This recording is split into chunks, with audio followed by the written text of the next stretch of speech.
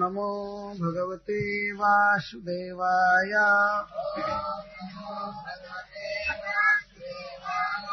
ॐ नमो भगवते वासुदेवाय।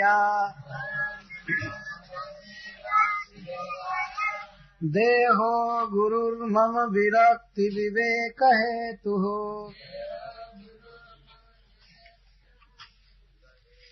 बिभ्रात् स्म सत्त्वनिधनं सततार्त्युदर्कम्। तत्त्वान्यनेन विमृशामि यथा तथापि। लेकिन के हटाओ तो पीछे।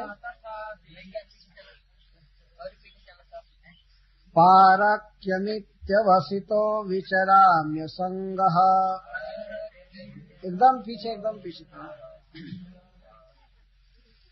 जायात्मजार्थ पशुभृत्य गृहाप्त वर्गान्।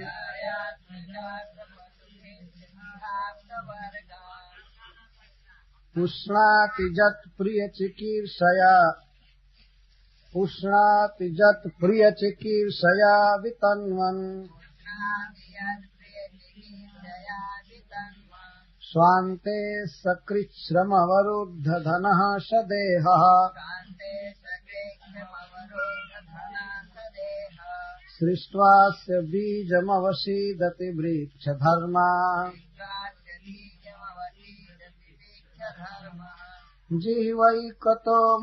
जिह्वैकतो अमुमपकर्षति कर्हितर्षा। शिश्नोऽन्यतस्त्वगुदरं श्रवणं कुतश्चित्। घ्राणोऽन्यतश्चपलदृक् च कर्म शक्तिः। बाह्यः सपत्नैव गेहपतिं लुनन्ति। सृष्ट्वा पुराणि विविधानजयात्मशक्त्या। वृक्षान् सरीसृपपशून् खगदंशमत्स्यान्। तैस्तैरतुष्टहृदयः पुरुषं विधाय। ब्रह्मावलोकधिषणं मुदमापदेवः। लब्ध्वा सुदुर्लभमिदं बहुसंभवान्ते। मानुष्यमर्थगमनित्यमपीह धीरः। तूर्णं जतेत नपतेदनुमृत्युजावत्। निःश्रेयसाय विषयः खलु सर्वतः स्यात्। एवं संजात वैराग्यो विज्ञानालोकयात्मनि। विचरामि महीमेताम् मुक्तसंगो नहं कृतिः। न ह्यकस्माद् गुरोर्ज्ञानम् सुस्थिरं स्यात् सुपुष्कलम्।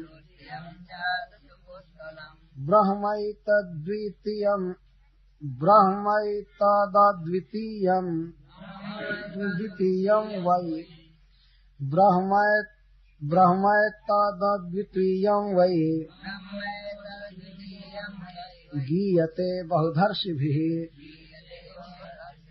श्री भगवान वाच। इत्युक्त्वा स जदुं विप्रः तमामन्त्र गभीरधिः। बन्दितोऽभ्यर्थितो राज्ञा जजौ प्रीतो यथागतम्।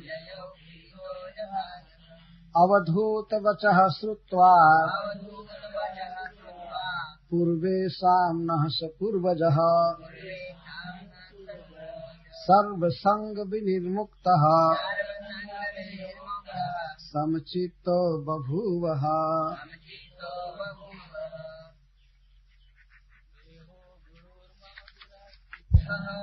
देह गुरु हो, गुरु है।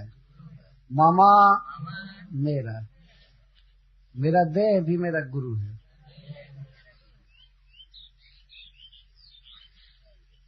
क्यों? विरक्ति विवेक हेतु। यह विरक्ति प्रदान करता है और विवेक देता है। और विभ्राट किस तरह विरक्ति देता है? यह सर्वदा साथ रखता है स्म निश्चित सत्व निधनम, जन्म और मरण को। मेरा जन्म मरण नहीं होता है, लेकिन इस शरीर का निश्चित जन्म मरण होता है। सतता सदा, आरती दुख, उदरकम परिणाम उत्तर फल। शरीर के कारण हमेशा दुख मिलता है।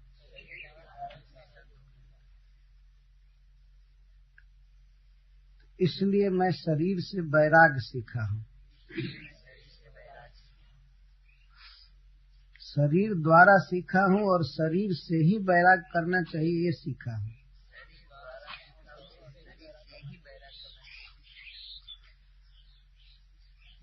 तत्वानि, और किस तरह है विवेक का कारण है वो बता रहा हूँ।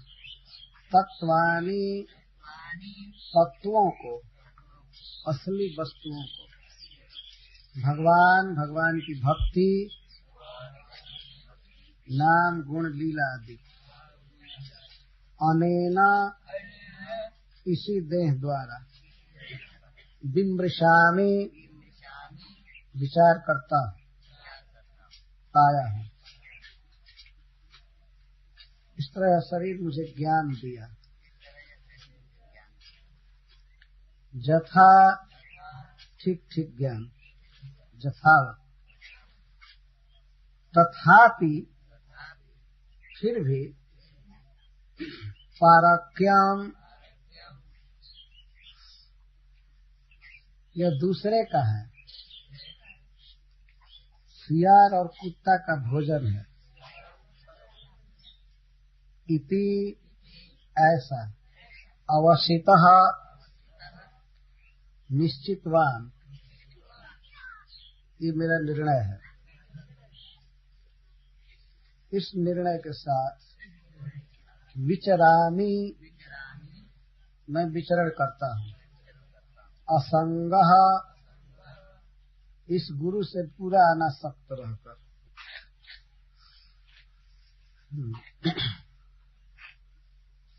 देह मम गुरु, देह मेरा गुरु है।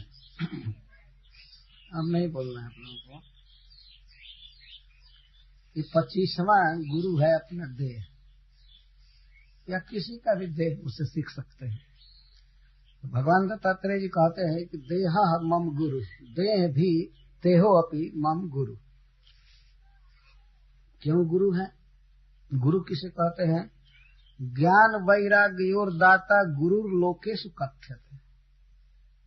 लोक में उसको गुरु कहा जाता है जो भगवान का ज्ञान देता है और संसार से वैराग्य देता है। तो जो ज्ञान और वैराग्य देता है उसको गुरु कहा गया है लोक में, प्रसिद्ध बात, ऐसा शिष्ट जनों ने कहा है। तो ज्ञान और वैराग्य देता है शरीर, इसलिए यह गुरु है। वैराग्य इस तरह से देता है कि जब हम शरीर पर विचार करते हैं तो देखते हैं कि यह केवल दुख देने के लिए है और एक दिन मर जाएगा। गर्भ में बनता है, इसमें रोग होता है, दुख होता है, क्या होता है। इसलिए ऐसे दुख देने वाले शरीर से मुझे वैराग्य, इसमें वैराग्य सीखा। और ज्ञान क्या मिला, विवेक क्या हुआ मुझे इसके द्वारा,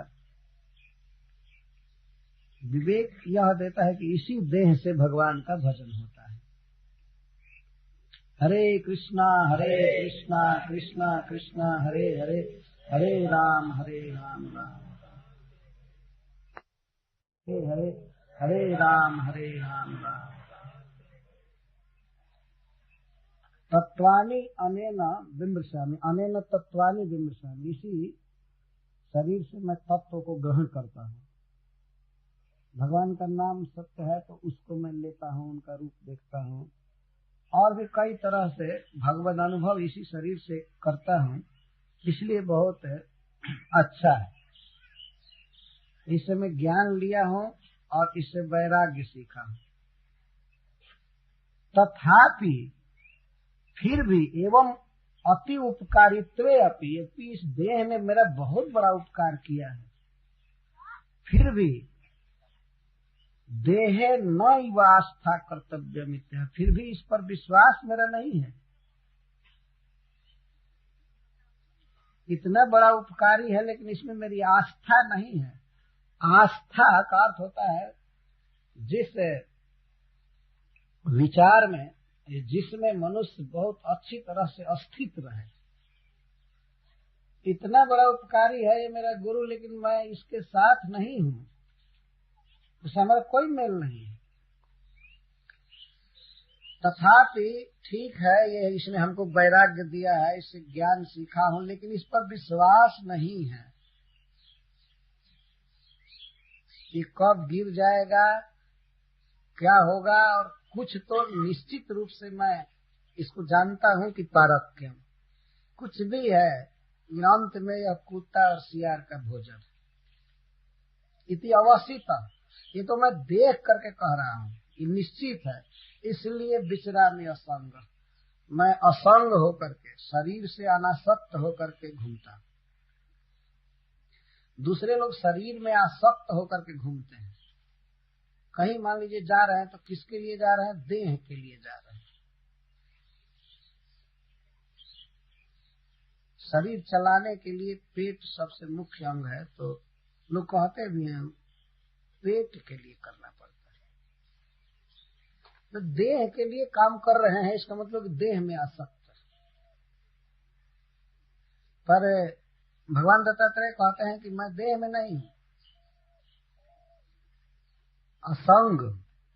तो हमें ये सीखना चाहिए कि देह में न रहे। एक व्यक्ति बहुत अच्छी बात कहा था एक बार, अकस्मात कहा कि महाराज जी सबसे पहले तो ये सीखना है कि देह से बाहर कैसे रहा जाता है। देह से बाहर रहना सीखना चाहिए ना। तो देह में रहने का मतलब है कि देह के लिए काम करना है, करना। और पूरा खड़ा कीजिए पीछे, हाँ चलिए खड़ा हुई। तो विचराम या संग, मैं देह के लिए नहीं घूमता हूँ। हम लोग भी भागवत में आए हैं तो असल देह के लिए नहीं आए, आत्मा के लिए आए हैं। देह को ढो रहे हैं, जहां जाएंगे वहां देह को ले जा रहे हैं। देह के अनुसार नहीं जा रहे, देह की मांग को पूरा करने के लिए जाना, देह के सुख। हरे राम राम। तत्वानि अनेन बिंबसामि, अनेन तत्वानि बिंबसामि, इसी शरीर से मैं तत्व को ग्रहण करता हूँ। भगवान का नाम सत्य है तो उसको मैं लेता हूँ, उनका रूप देखता हूँ, और भी कई तरह से भगवद अनुभव इसी शरीर से करता हूँ, इसलिए बहुत अच्छा है। इससे मैं ज्ञान लिया हूँ और इससे वैराग्य सीखा हूँ। तथापि फिर भी एवं अति उपकारित्वे अपि, इस देह ने मेरा बहुत बड़ा उपकार किया है, फिर भी देहे न इव आस्था कर्तव्य मित्य, फिर भी इस पर विश्वास मेरा नहीं है। इतना बड़ा उपकारी है लेकिन इसमें मेरी आस्था नहीं है। आस्था का अर्थ होता है जिस विचार में, जिसमें मनुष्य बहुत अच्छी तरह से अस्थित रहे। इतना बड़ा उपकारी है ये मेरा गुरु, लेकिन मैं इसके साथ नहीं हूँ, इससे हमारा कोई मेल नहीं है। तथापि ठीक है, ये इसने हमको वैराग्य दिया है, इससे ज्ञान सीखा हूं, लेकिन इस पर विश्वास नहीं है कि कब गिर जाएगा, क्या होगा। और कुछ तो निश्चित रूप से मैं इसको जानता हूं कि पारक्यम कुछ भी है, अंत में यह कुत्ता और सियार का भोजन इति अवस्थित। ये तो मैं देख करके कह रहा हूं, ये निश्चित है। इसलिए विचरामि असंग, मैं असंग होकर के, शरीर से अनासक्त होकर के घूमता। दूसरे लोग शरीर में आसक्त होकर के घूमते हैं। कहीं मान लीजिए जा रहे हैं तो किसके लिए जा रहे हैं? देह के लिए जा रहे हैं। शरीर चलाने के लिए पेट सबसे मुख्य अंग है, तो लोग कहते भी हैं पेट के लिए करना पड़ता है। तो देह के लिए काम कर रहे हैं, इसका मतलब देह में आसक्त है।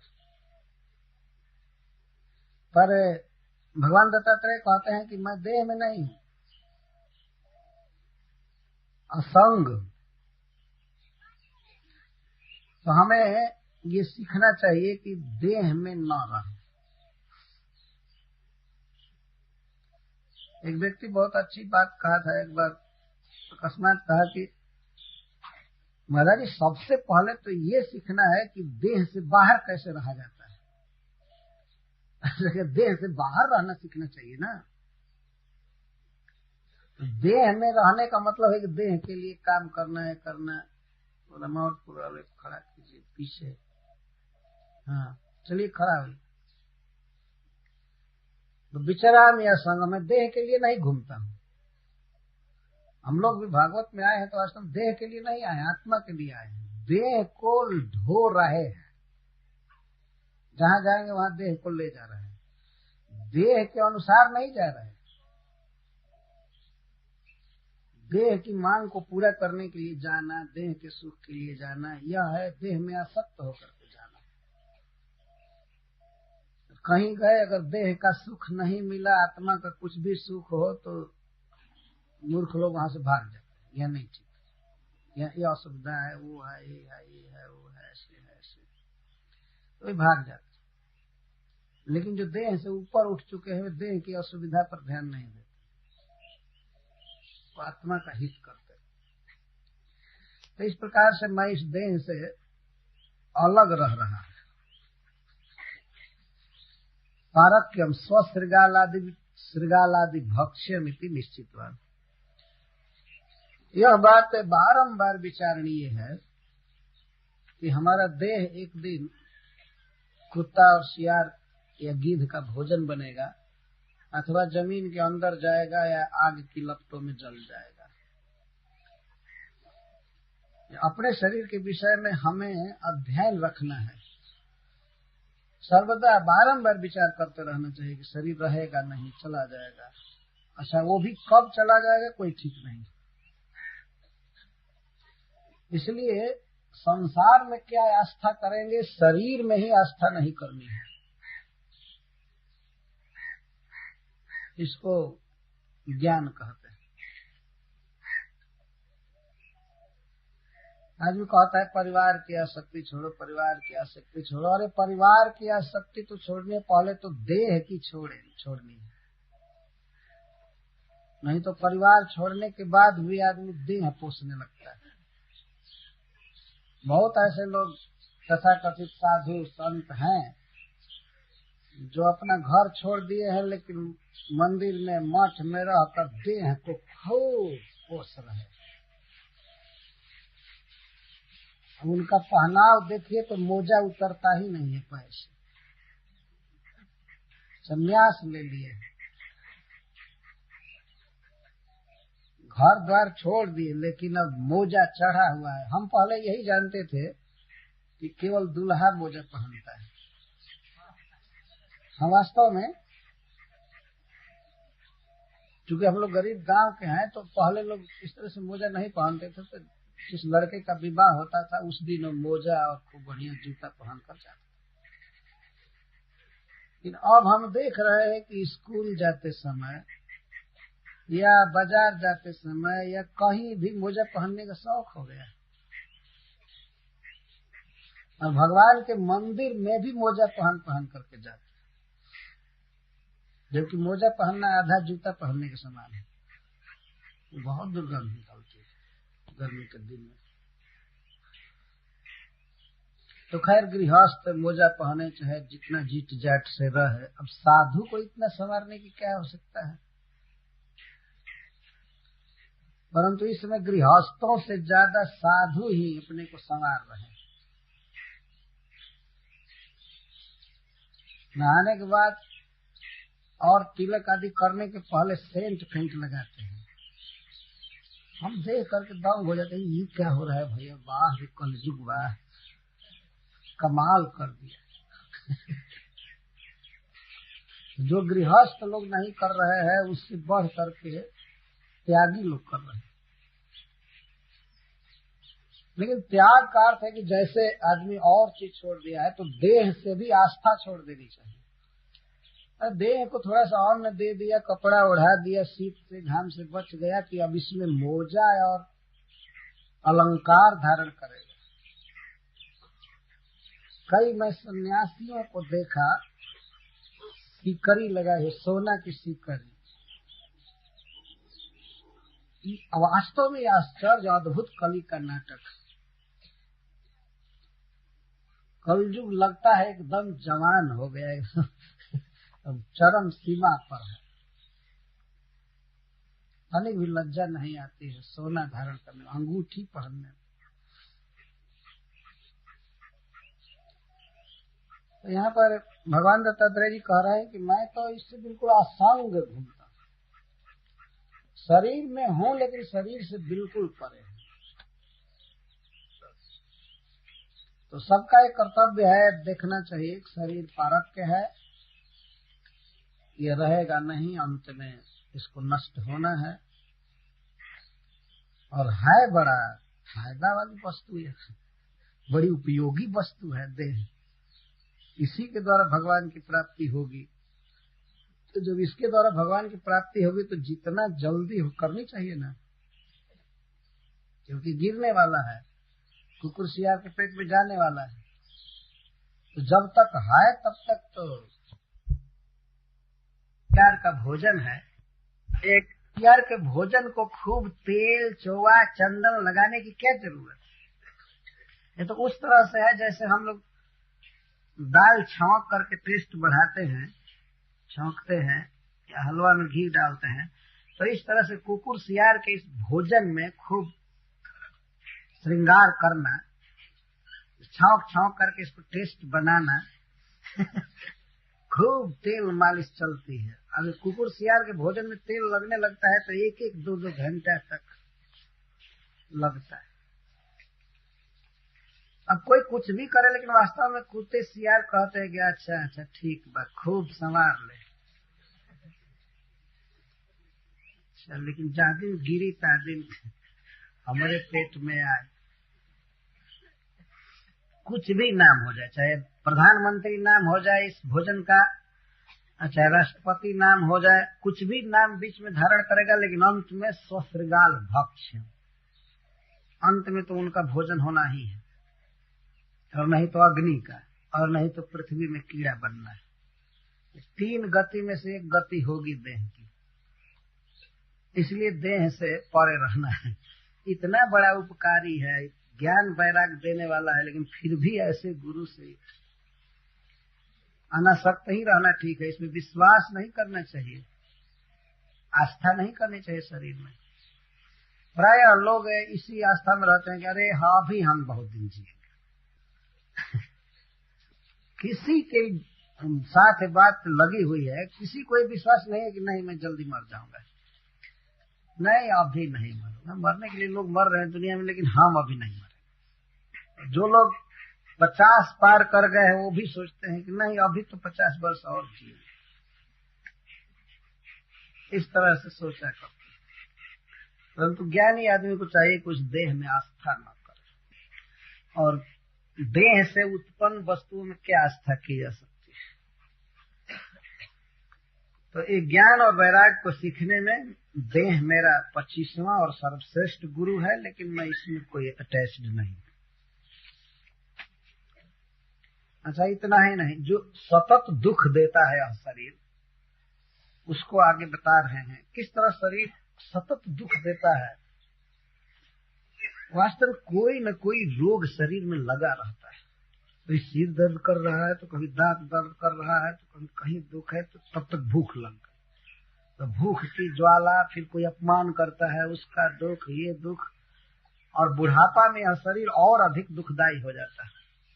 तो इस प्रकार शरीर का केवल उत्तर फल है, बाद में क्या लाभ है इसका, तो दुख, आरती। तो उसी को बता रहे हैं आगे। सतत आरती दर्कताम प्रपंचयति जायात्मजार्थ पशुभृत्य गृहाप्त वर्गान पुष्णाति जत प्रिय चिकीर्षया वितन्वन् स्वान्ते सकृच्छ्रमवरुद्ध धनः सदेहः सृष्ट्वास्य बीजमवसीदति वृक्ष धर्मा। केवल यह शरीर दुख ही नहीं देता है, बल्कि आगे भी दुख देने की व्यवस्था करके जाता है। जस्य देहस्य प्रिय चिकीर्षया, जत प्रिय चिकीर्षया, जिस देह का प्रिय करने की इच्छा से, भोग संपादन की इच्छा से मनुष्य स्त्री स्वीकार करता है। सबसे पहले कोई विवाह क्यों करता है, क्यों स्त्री संग्रह करता है? देह को सुख देने के लिए। वो भोजन बनाएगी, सेवा करेगी, चरण दबाएगी और भी बहुत तरह से सुख देगी, इसके लिए पहले स्वीकार करता है जाया। आत्मा के लिए जाया जरूरी नहीं है, देह को आराम देने के लिए, देह को सुख देने के लिए। जत प्रिय चिकीर्षया, जस देहस्य प्रिय चिकीर्षया, प्रिय करने की इच्छा से, अर्थात भोग संपादन की इच्छा से स्त्री स्वीकार करता है, और स्त्री के बाद वो चाहने लगता है कि हमको पुत्र होना चाहिए। अपने देह के लिए ही ये सब चाहता है। जायात्मज आत्मज, जब जाया आती है मतलब पत्नी आती है, तो इसके बाद आत्मज पुत्र। अच्छा, स्त्री हो गए, पुत्र हो गए, तो चाहिए अर्थ, पैसा चाहिए। पैसा कमाने के फेर में पड़ता है, या खेत खरीदने के फेर में पड़ता है, जैसे पैसा। पशु, इसके बाद पशु चाहिए दूध खाने के लिए और कुछ ऊर्जा शक्ति। ये तीन काम के लिए पशु की जरूरत होती है।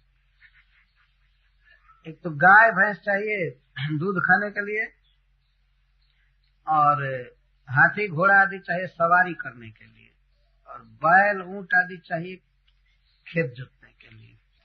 इस तरह से यह क्यों इतना झमेल इकट्ठा करता है? जाए के अकेल व झमेल कौन काम के गाते हैं लोग। ये सब क्यों करता है मनुष्य? केवल देह को सुखी करने के लिए, देह के लिए करता है। तो देह के लिए पत्नी, पुत्र, धन और पशु। कोई अपने घर में पशु रखा है क्या? पशु के लिए न, अपने लिए रखा है कि नहीं?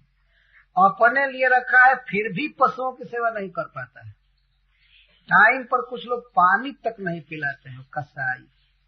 अपने लिए रखे हैं, बकरी से लेकर के हाथी तक जो भी पशु है आदमी अपने लिए रखा है, पशु के हित के लिए नहीं रखा है।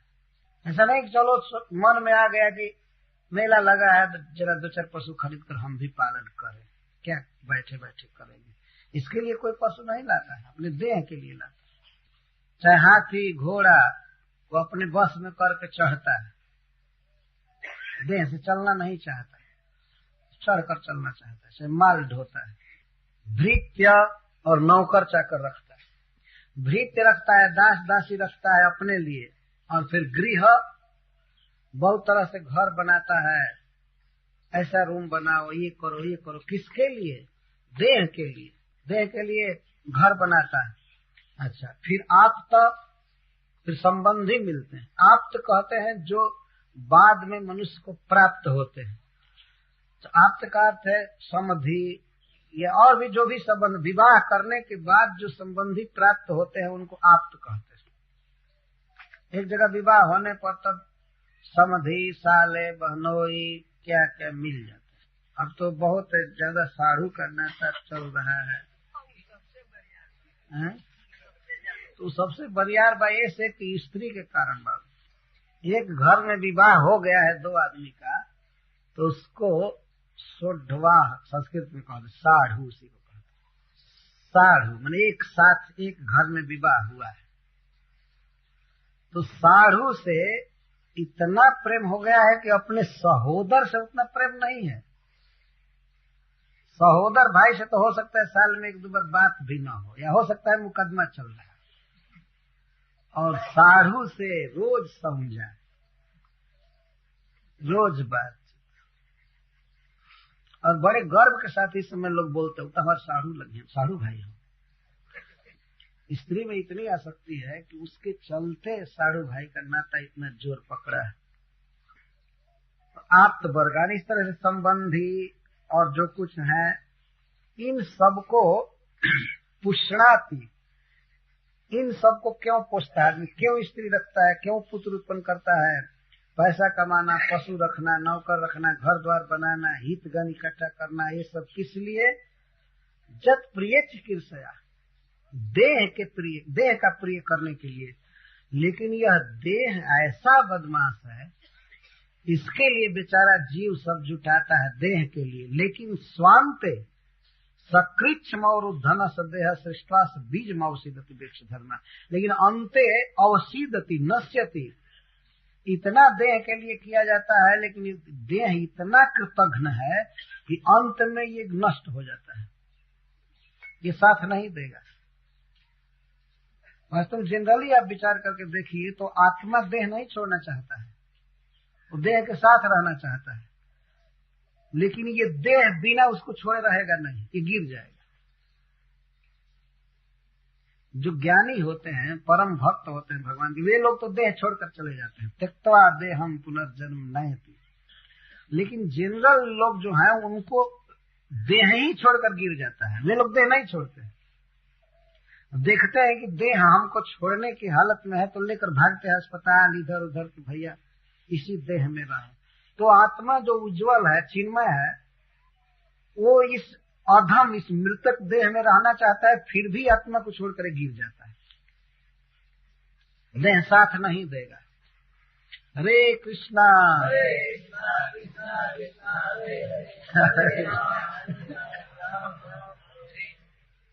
कम से कम इस देह को इस समय अपने बस में रखिए कि कथा सुने, इसके बस में होकर के सो मत जाइए। सुन रहे हैं ना कथा, कोई भी आत्मा देह से निकलना चाहता है न? देह 95 वर्ष का जलपा हो जाए, बूढ़ा हो जाए, फिर उसी में रहना चाहता है। लाख दुख हो रहा है लेकिन आत्मा ऐसा फंसा हुआ है, उसको नहीं ठीक है, इसी देह में रहे, इसी देह में रहे। और जहाँ 100 वर्ष पार किया कि आत्मा को आनंद होता है, सोचता हाँ 100 वर्ष इसी देह में रहे, और उसको तुरंत अपनी शताब्दी मनाना चालू करता है। कितने लोग बड़े गर्वित होते हैं कि उनके जीवन काल में उनकी शताब्दी मनाई। 100 वर्ष पूरा होता है तो उनको लोग पैसा देते हैं, जय मनाते हैं, फेस्टिवल होता है, 100 वर्ष इस नरक में रह गया किसी कुत्सित देह। तो 100 के बाद वो बेचारा सोचता है कि और शताब्दी आ जाए दूसरी, यहीं रह जाए, लेकिन ये देह रहेगा नहीं, उसको छोड़ देगा, आत्मा को छोड़ेगा। स्वांते सकृच्छ्रम अवरुद्ध धन सदेह, सदेह कथम भूत पुरुष, पुष्णात पुरुष, कैसा जीव है? तो जीव के बारे में बता रहे, सकृच्छ्रम जथा भवति तथा अवरुधानि संचितानि धनानि चेन स। देह को पोषने के लिए आत्मा इतना इतना काम करता है, सवेरे 4 बजे भोर से लेकर के 10-11 बजे रात तक, या कभी कभी पूरी रात धन कमाता है, इकट्ठा करता है। और धानी संचितानी धनानी जन सब, बहुत बहुत धन संचय करता है, इकट्ठा करता है, बहुत कृच्छ्र के साथ, सकृच्छ्रम, बड़े भारी परिश्रम के साथ। लेकिन यह देह, जिस देह के लिए वह ऐसा करता है, सदेह स्वान्ते स्वस्य आयुष अंत, अपनी आयु का अंत होने पर अवसीदति नश्यति। अच्छा, देह नष्ट हो जाता है, मर जाता है, लेकिन ऐसा नहीं कि देह नाशे अपनी दुख समाप्ति रीत्या है, देह चला गया तो चलो दुख खत्म हो गया, ऐसा नहीं है। यह देह गिरने से पहले पहले दूसरे देह के लिए बीज बो करके जाता है, बीज बो देगा दूसरे देह के लिए। मतलब इस देह में जो हम लोग काम कर रहे हैं, इसके अनुसार निश्चित हो जाता है कि अब दूसरा देह मिलेगा। यह कोई कहे कि भाई अगर देह दुख देने वाला है ठीक है, लेकिन आखिर एक दिन तो ये गिर जाएगा, तो दुख बंद हो जाना चाहिए। कहते नहीं, यह कई कई शरीर आगे मिलेगा, इसकी व्यवस्था करके जाता है। सृष्टवास्य बीजम, अश्य मतलब जीवस्य, जीव के लिए यह दुख का बीज बो करके जाता है। वृक्ष धर्मा, क्योंकि यह वृक्ष धर्मा है, वृक्ष जैसा इसका स्वभाव है। जैसे वृक्ष है, वृक्ष गिरता है लेकिन कई बीज उत्पन्न कर देता है, तो दूसरे वृक्ष हो जाते हैं,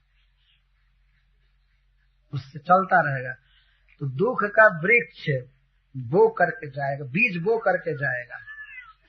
इसके बाद फिर शरीर लेना है, शरीर लेंगे, उस शरीर को छोड़ेंगे तो फिर उसके अनुसार दूसरा शरीर, तीसरा शरीर, चौथा शरीर, से शरीर मिलता रहेगा। तो ये देह जाएगा लेकिन और शरीर की व्यवस्था करके जाएगा, इसलिए बहुत दुखद देह। ऐसे देह में आस्था नहीं करनी चाहिए। कई बार लोग साधु हो जाते हैं आराम के लिए, घर द्वार में बड़ा झंझट है, चले किसी मठ मंदिर में झट से खाएंगे पिएंगे। लेकिन यहाँ भगवान संकेत कर रहे हैं कि तुम में वैराग्य क्या आया है। जो देह आसक्ति का मूल है, बंधन का मूल है, दुख देने वाला है, उसी देह को जा करके पोष रहे हो। देह पोषने के लिए बैरागी नहीं हुआ जाता है, देह सुखवाने के लिए बैरागी हुआ जाता है। जो पहले से देह तंदुरुस्त है उसको भी शुष्क करने के लिए। देह को खिलाए पिलाएंगे तो जैसा पहले हुआ था कि अगर ज्यादा खिलाएंगे पिलाएंगे पोसेंगे तो ये गुरु ज्ञान भक्ति का उपदेश नहीं करेगा और संसार महांधकूप में फेंक देगा और विषय की कामना बढ़ेगी, भोगों की लालसा बढ़ेगी, इसको बहुत बढ़िया से रखने पर। भगवान बहुत कृपा करते हैं उन भक्तों पर, साधकों पर, जिनको रोग हो जाता है या जिनका शरीर कुरूप हो जाता है, जैसे तैसे। वास्तव में भगवान की दया है। सूक्ष्म दृष्टि से विचार करके देखिए तो ये भगवान की अनुकंपा है, उनका स्नेह है उस भक्त के प्रति, जिससे कि संसार में लोग उसको पूछे ही ना, और नहीं जहाँ पूछना चालू किए तो ये भजन सजन छोड़ करके बस उनका गुलाम हो जाता है। इस तरह से ये शरीर है। अवरुद्ध धन का अर्थ या तो देह है या जीव है। यहाँ श्रीपाद श्रीधर स्वामी लिखते हैं कि संचितानी धनानी जैन सह देह विशेषणम वा, जीव के लिए जो मरमर करके धन इकट्ठा करता है, किसके लिए? देह के लिए। लेकिन वही ससुर देह अंत में गिर के खत्म हो जाए, साथ ना दी हम बिना भोजपुरी के क्लियर नहीं हो। जिस देह को पोषने के लिए बाप रे बाप क्या क्या खाए, आप जन्म से जोड़िए अब तक, कितना भोजन डाले, क्या क्या काम किए, ये किए वो किए। एक बार मैं इस श्लोक को कुछ कहा था प्रीचिंग में कहीं कहा था, एक आदमी कहा कि आत्मा क्या देह के लिए कह रहा है, देहिए न देह खातिर कमैले है। उन्होंने कहा नहीं, देह नहीं कमा सकता है, देह अगर मर जाता है, गिर जाता है तो उसमें कुछ कमाएगा? रखा हुआ जूता नहीं पहन सकता है, वो और क्या कमाएगा? देह में रहकर आत्मा कमा रहा है वास्तव में। अच्छा, वो क्यों कमा रहा है? देह को सुखी करने के लिए, लेकिन देह उसका साथ छोड़कर गिर जाएगा, भाग जाएगा। तो जो आत्मा से प्रेम नहीं कर रहा है, इतना मरमर करके बेचारा आत्मा काम किया देह के लिए और देह छोड़ करके भाग जाएगा, तो ऐसे धूर्त देह में क्या आस्था करनी है? इसे क्यों प्रेम करेंगे? जो हमको अंत में धोखा देगा उसको हम आज ही ना धोखा दे दें। हम काहे इसको पोसेंगे? हम क्यों इसमें आ सकते हैं? जीव देह पोसने के लिए नहीं आया है। तो और देह है क्या? देह है माटी का धोंधा, ये पृथ्वी का विकार है। वास्तव में इस देह को पोसने में जितना आदमी का समय जाता है उतना भजन में कहाँ जाता है। जो लोग भक्त हो गए उनकी बात मैं कह रहा हूँ। भागवत सप्ताह को वाद करके और दिन को देखिए, मुंह धोने में, खाने में, सोने में, नहाने में, शौच होने में रोज रोज कितना समय जाता है। और फिर देह के लिए ही काम कर रहे हैं, वो भी समय उसी के लिए जा रहा है। सोना केवल देह के लिए हो रहा है। तो 24 घंटे में लगभग भक्त बने हुए लोगों का भी 20-22 घंटा केवल देह के लिए जा रहा है। और आत्मा के लिए क्या हो रहा है? आत्मा के लिए वही कुछ जप किए, मंदिर में चले गए, भागवत पढ़े, तो ये आत्मा के लिए हो रहा है। और कुछ लोगों का तो आत्मा से कोई मतलब ही नहीं है, वे आत्मा राम की सेवा में लगे, कोई आत्मा से मतलब नहीं। आत्मा अधोगति में जा रहा है इसकी चिंता नहीं है, लेकिन घर द्वार देह की पूजा में लगे। ये सीखने की बात है कि यह शरीर दुख देने वाला है। श्रीपद श्रीधर स्वामी जी लिखते हैं इस पर कि बीजम सृष्टवा, बीज की सृष्टि करके तब ये शरीर गिरता है। देह नाशे अपनी न दुख समाप्ति ही, अस्य पुरुषस्य देहांतर बीजम कर्म सृष्टवा इत्यर्थ।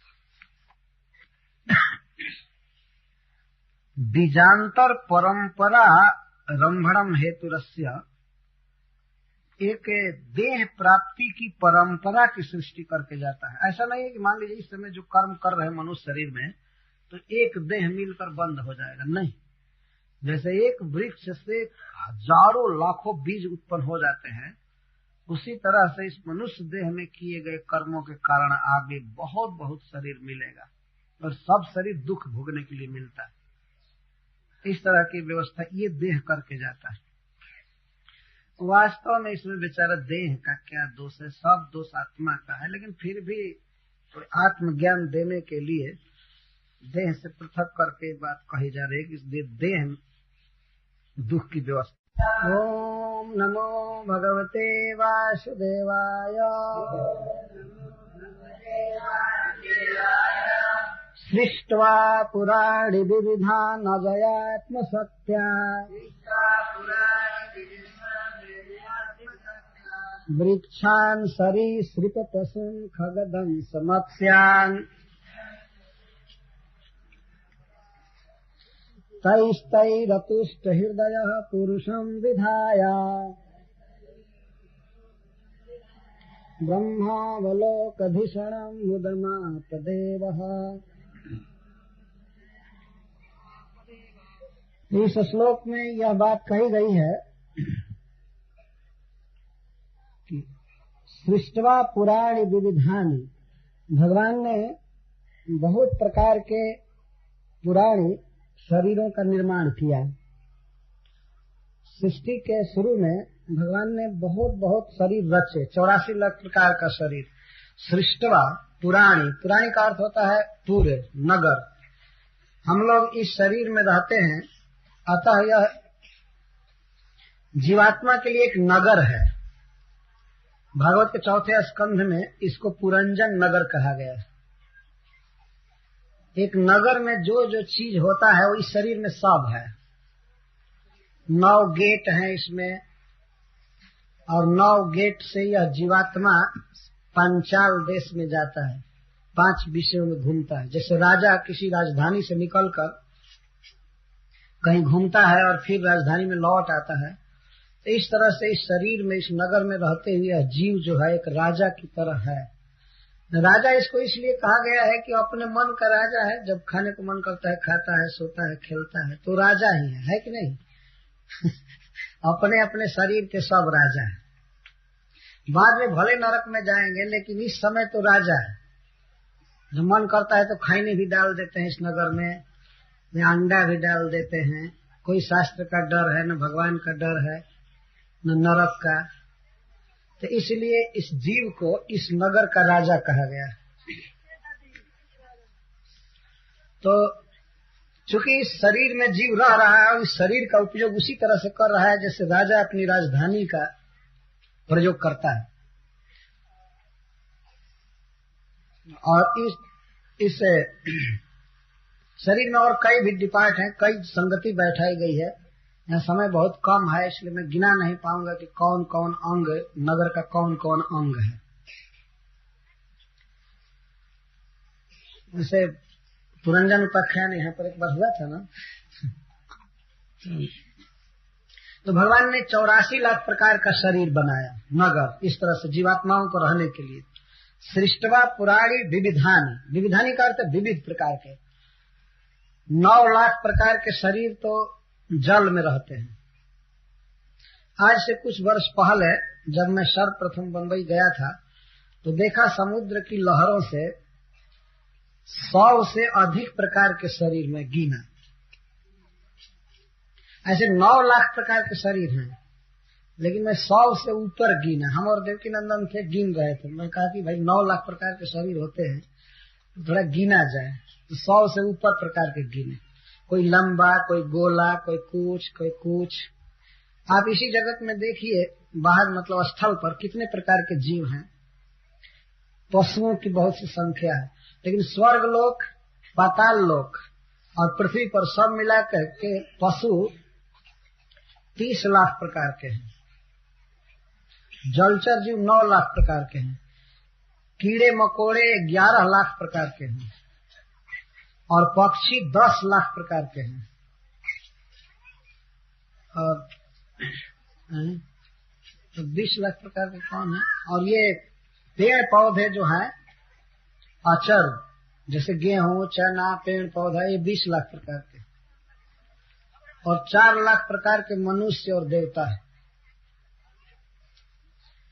इस तरह से सब मिलाकर 84 लाख प्रकार के जीव। अजीब अजीब आकार है। मनुष्यों में भी कई लाख प्रकार के हैं।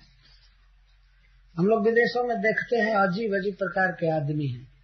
कुछ ऐसे आदमी हैं जो वंश परंपरा से ऐसा लगता है कि ब्रह्मा जी कोयला पीस करके और पेंट किए, ऐसे शरीर है। और सभी लोग, एक आदमी भी गोरा नहीं। और कहीं कहीं ऐसा देश है कि सभी लोग गोरे हैं, लगता है कि सबको कोढ़ हुआ है, उजला कोढ़ है, नख से सिख तक एकदम उजला, पीला नहीं, उजला एकदम। तो सभी लड़का, स्त्री, पुरुष सब वैसे ही है। और आंखें जो है बंदर के समान बिल्कुल नीली आंखें रहती, हरी हरी आंख।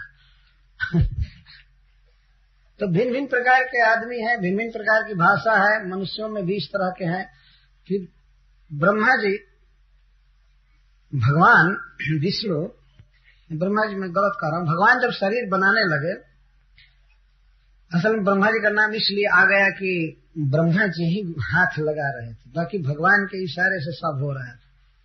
तो शरीर गढ़ने लगे, तो बहुत बहुत प्रकार के शरीर गढ़े। सबसे पहले वृक्ष।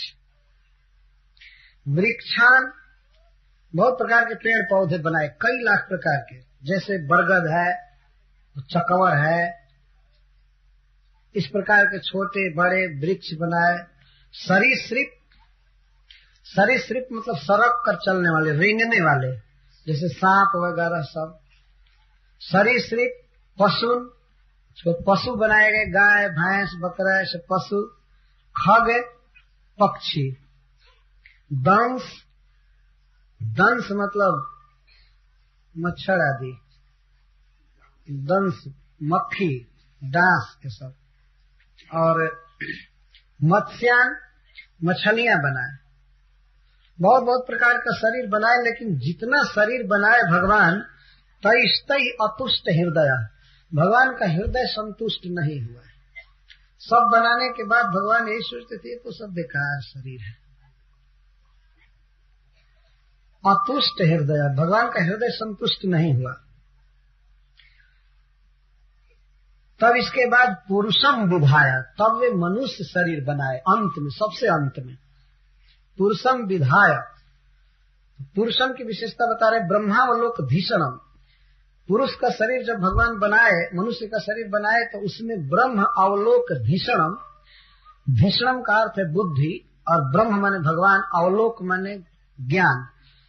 ऐसी बुद्धि दिए भगवान मनुष्य की खोपड़ी में कि उससे वो ब्रह्म को समझ सकता था। इस माया से पार की स्थिति को, भगवान को, भगवान के धाम को और अपने को वो समझ सकता था। यह बुद्धि केवल मनुष्य के शरीर में भगवान दिए, और कहीं नहीं दिए। तो मनुष्य शरीर बनाने के बाद मुदम आप देव, भगवान नारायण प्रसन्न हो गए। मुदम आप, उनको बड़ा मोद प्राप्त हुआ, और वे यह सोच करके बहुत प्रसन्न हुए कि इस शरीर से जीव मेरी भक्ति कर सकता है।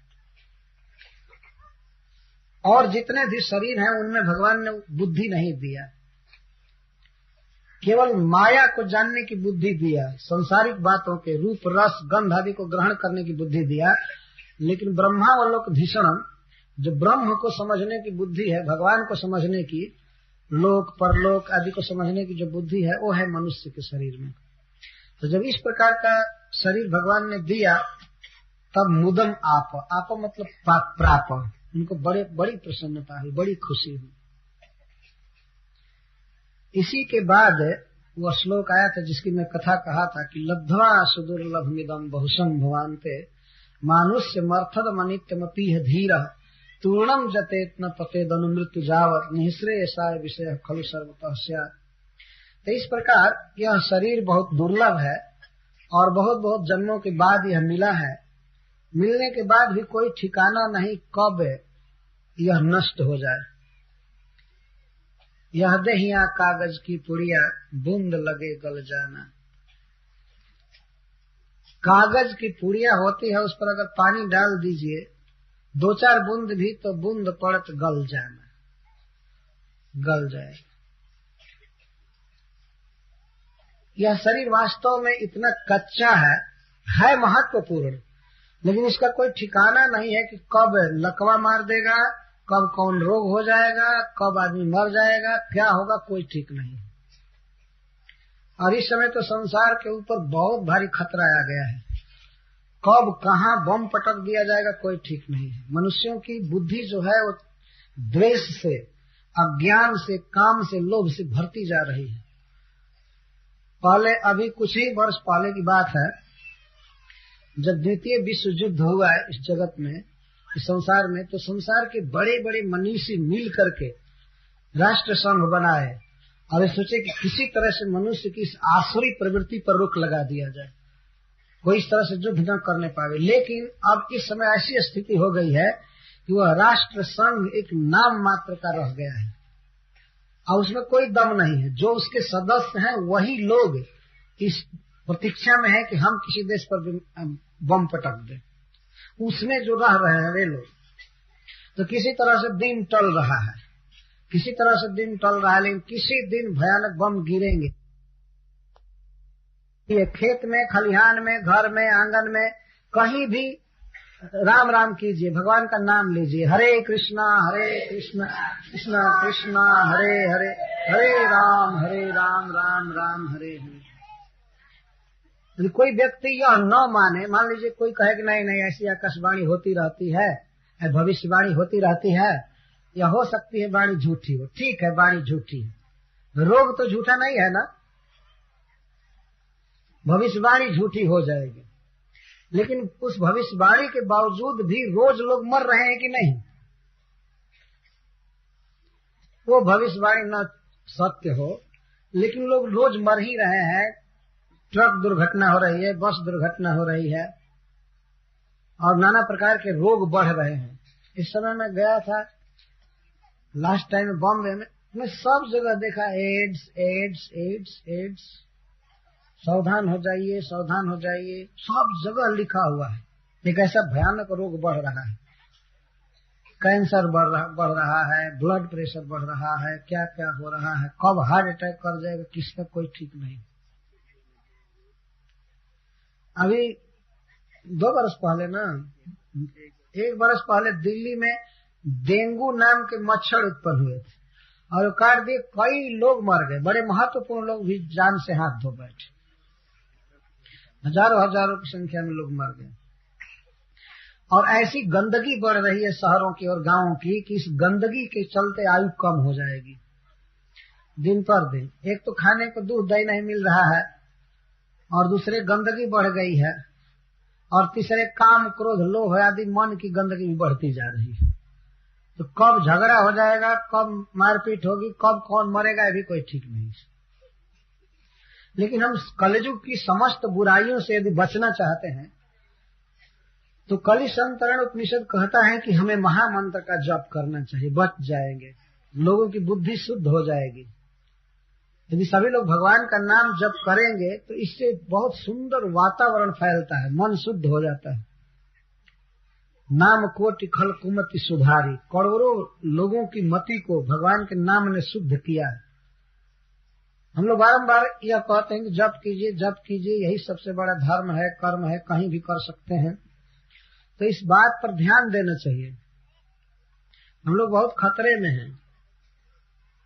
एक बार मैं ऐसा कहा तो एक व्यक्ति ने कहा कि अरे खतरा क्या है, कौन जानता है कि भविष्यवाणी सफल होगी।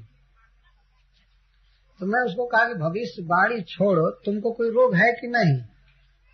तो वो बड़े गर्व के साथ कहा रोग है, हम रोज 25 रुपए की दवा खाते हैं। तब तुम्हारे लिए बम की क्या जरूरत है? तो तुम्हारे लिए तो कोई जरूरत नहीं है। जब 25 रुपया रोज दवा में लगाते हो तब तुम्हारे जीवन का क्या ठिकाना, कितना दिन जियोगे? तो कहा स्वामी जी आप ऐसी बात कहते हैं कि आदमी तो हताश हो जाएगा, कुछ करेगा ही नहीं। मैंने कहा अजीब बात है, मैं आपको सत्य बात बता रहा हूं तो आप हताश हो रहे हैं। मैं कहा कि आप जा करके कालिका मिल से टकराने जा रहे हो रेलवे लाइन पर, मैं कह दूं कि अरे भीड़ आ रही है, भाग भाग, तो कहो आप हताश क्यों कर रहे हैं? हमको चलने दीजिए लाइन पर। तो हताश कर रहे हैं, हम संकट से बचने के लिए कह रहे हैं तो कहते हताश कर रहे हैं। तो उन लोगों का कहना है कि आप लोग साबस कीजिए कि जो जो कर रहा है करते रहो, कोई खतरा नहीं है, न मरना है न जीना है, हजार अमर है, कोई बात नहीं। तो क्या यही धर्म है? मरना जीना है, हम भी शरीर छोड़ेंगे, सबको शरीर छोड़ना है, ये हमारे साथ लगा हुआ है। तो शरीर जिस काम के लिए है वो काम कर लेना चाहिए ना। और शरीर एक ही काम के लिए भगवान ने दिया है, ब्रह्मावलोक भीषण, कि हम ब्रह्म को भगवान को समझ जाए इस बुद्धि से। नहीं तो फिर पशु का शरीर मिलेगा तो ये ऐसी बुद्धि नहीं मिलेगी, हम सदा के लिए चांस खो देंगे। तो जप करना चाहिए। और यहाँ जैसे भक्तों ने कहा है कि कुछ लोग माला लेने के लिए कल नाम लिखवाए हैं, तो लोग माला ले लें और नियमित जप करें। वर्ष में भगवान एक बार एक अवसर देते हैं ज्ञान प्राप्त होने का। ज्ञान तो नष्ट हो जाता है, लेकिन फिर भी बारंबार सत्संग करने से, भागवत पढ़ने से, भक्तों का संग करने से ज्ञान बना रहता है। इसलिए आप लोग पढ़िए, जो पढ़ना जानते हैं, 1 पन्ना 2 पन्ना रोज गीता पढ़िए, भागवत पढ़िए, और जो नहीं पढ़े हैं उनको बताइए पढ़ करके, अपने घर के लोगों को, गांव के लोगों को, जाति के लोगों को, हित को, बताना चाहिए। आजकल तो बहुत हित घूम रहे हैं, माघ फागुन के महीने में बहुत घूमते रहते हैं, तो उनको भी बताना चाहिए कि ठीक है, आप हमारे यहाँ से एक दहेज ले जाइए माला और आप भजन कीजिए। तिलकोहार हो चाहे कोई भी अपना बहनोई आवे या साला आवे, दामाद आवे, सबको कहना चाहिए कि आप भगवान की भक्ति लेकर के जाइए। कि महंगू सिंबल होगा उतरवा के छोड़िए दिहल बा।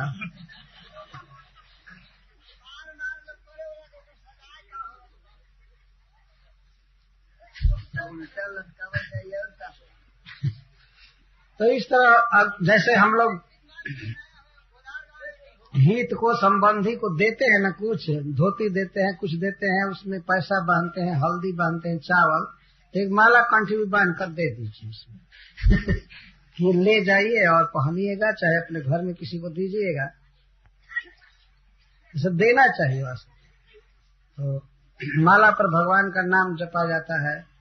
एक दाना पकड़कर हरे कृष्णा कृष्ण कृष्ण हरे हरे, हरे राम राम राम हरे हरे।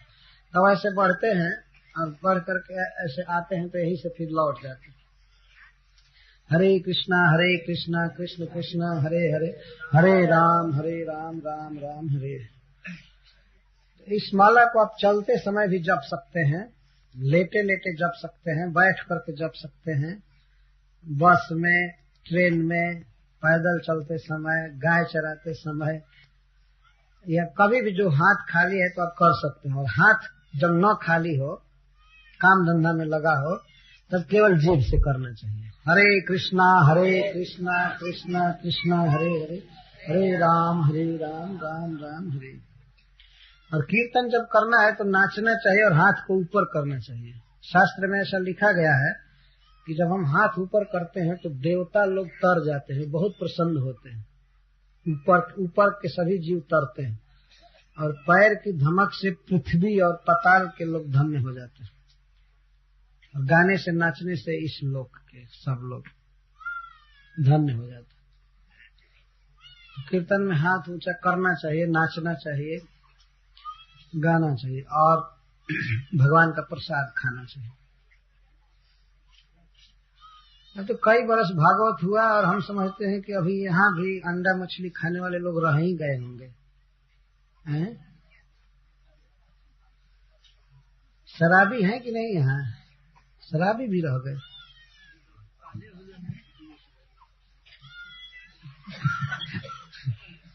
तो बताइए, विदेहा नाम पूरे यस्मिन हमें कई वो मूढ़ दे।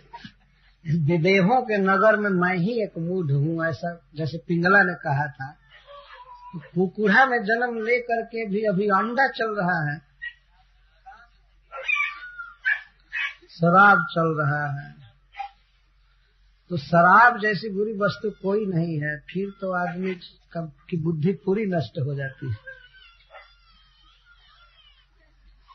महात्मा गांधी से पूछा गया था कि भारत स्वतंत्र होगा तो सबसे पहले आप कौन काम करेंगे? तो गांधी जी ने कहा था कि मैं शराब बंद करूंगा सबसे पहले। इससे मति भ्रष्ट हो जाती है और आदमी अपना संबंध भी नहीं देखता है, बेटी बहन नहीं चिंता है, उसकी बुद्धि नष्ट हो जाती है। कोई भी पाप कर सकता है। शराब पीने वाला कभी नहीं पीना चाहिए। आज बहुत बड़ी समस्या हमारे देश में हो गई है इस बात के लिए। और जैसे 4 महा